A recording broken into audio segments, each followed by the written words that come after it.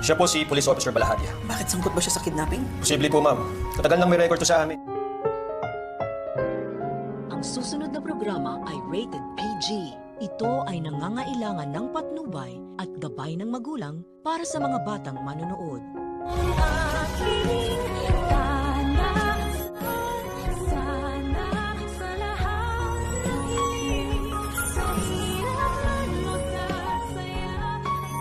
Kahihiyan talaga sa imahe ng mga kapulisan itong si Police Officer Balahadia pagkat legit nga naman na napakahalang ng kaluluwa nito. Matapos niya kasing walang awang patayin ang kapwa niyang pulis na si Vasquez ay ngayon naman ay pinag-iinteresan niya na si Lolo Pepe. Natwiran niya nga kasi na nakuha naman na daw nila ang gusto nila na 100 million pesos ransom money mula sa mga tanyag. At kung patuloy pa rin naman daw nila itong bibihagin at itatago ay wala naman na silang mapapala. Kaya suggestion niya nga kay Moira na tapusin niya na daw kaya itong si Lolo Pepe. Sagot naman ni Moira na matagal niya na nga daw gustong patayin itong matanda. Ngunit lagi lang siyang pinipigilan ni Zoe dahil kahit papano ay napalapit na rin ang doktora sa lolo niya. Nakaisip na naman ng evil plan itong si Balahadia at sinabi kay Moira na ano daw kaya kung pauwiin niya muna ang anak niya. At habang wala nga ito tsaka nila isa sa katuparan ang plano nila na pagtapos sa buhay nito para naman pati ang nalalaman nitong katotohanan ay maibaon na rin sa hukay kasama niya. Pero lingid sa kaalaman nila na nakikinig pala si Zoe sa pinag-uusapan nila.